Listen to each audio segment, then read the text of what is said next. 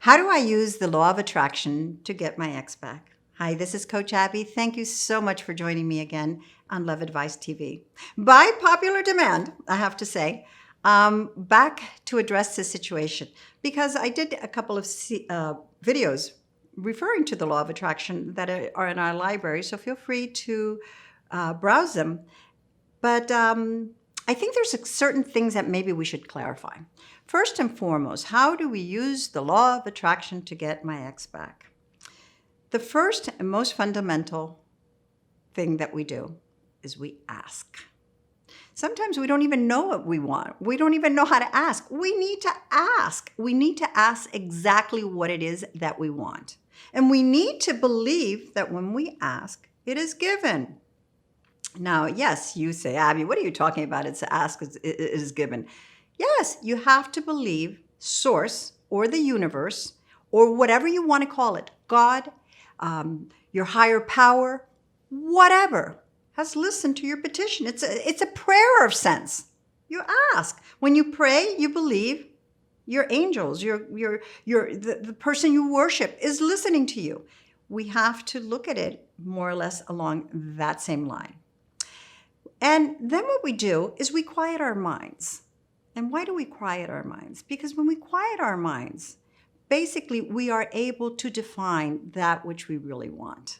You know, it's not about, oh, maybe I want this and I want that and I want that. And maybe if I do this and maybe this one. No, we quiet our minds. And how do we quiet our minds? Through meditation. Now, meditation is an amazing ritual. Not only to get our exes back, is to allow ourselves to live in peace and joy and freedom. But with this subject matter and sense, what we do is we literally clear our mind as much as possible. Focusing on our breathing is the only way that we're able to do that.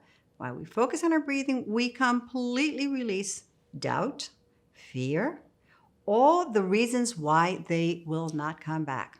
And we, unfortunately, have a tendency of doing that. It's self-sabotage. What we do is we release it as much as possible. Any doubt, once again, fear. Then, when you feel a certain amount of peacefulness come in, your body's a little sluggish. It's tired. It's rested. We begin with the visualization process. Now, the visualization process is a little tricky. Most people look at it as something that's going to happen. The visualization process is something that is happening or has happened. So you are enjoying the moment. You are literally living the experience. It's daydreaming. It's daydreaming in the now, in the present, not in the future, in the now. We literally take a moment and we just say, oh my gosh, she just made breakfast. She's amazing. She's on her way. We're doing this. And he and I, we've got tickets to the game tonight. It's just great. And we continue with this type of process as if it's done. Now, when something is done, something that we really want, we want our exes back. We want to be with them. We want to enjoy a moment. We want to share. We want to touch them. We want to do whatever it is that we want. Once we have that opportunity, how do we feel? Our energy goes so high. That's what we milk. The feeling, not the actual thing that is occurring. When we feel literally, in seventh heaven, when we're just so happy, we take that feeling and we put it in our memory DNA of sorts.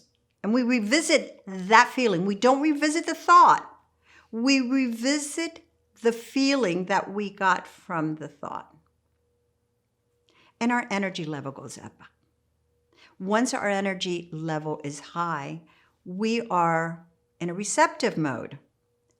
You see, you have to look at the universe as this huge entity that has an abundance, a surplus of everything and anything you could ever imagine, including your loves, including money, health, prosperity, anything. It is full and it is all yours if you're receptive to bringing it in. If you do not create doubt. Doubt is the worst thing that we could possibly do.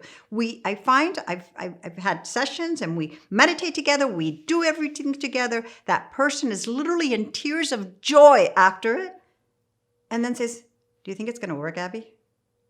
And we're back to square one. I keep telling them, train your mind. We have control over our thoughts. There are habits we need to control. We have to keep focused on our high energy if we want to attract high expectations. And you need to be patient. This is one other impediment.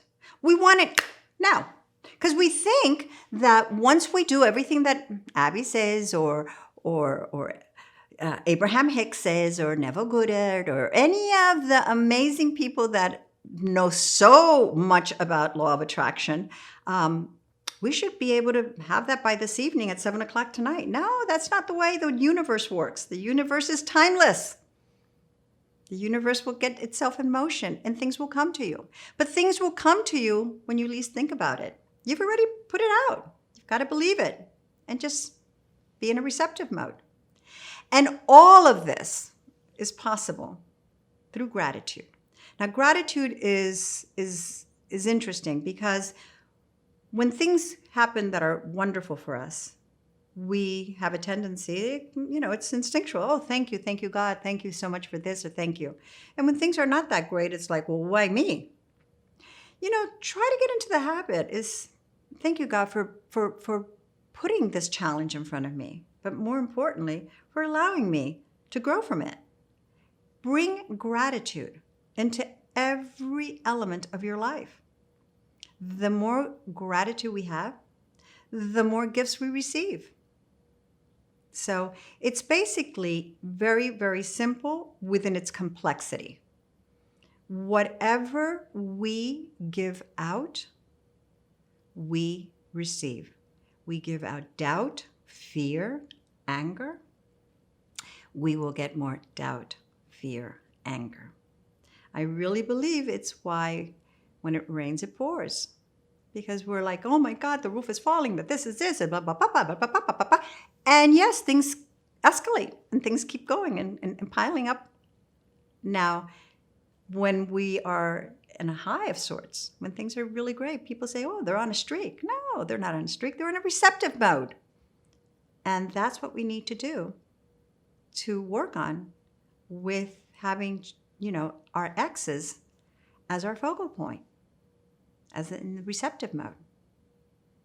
Book a one-on-one session with me. Let's peel the onion. Let's look at it from all different angles on the best way of attracting your ex back through the law of attraction.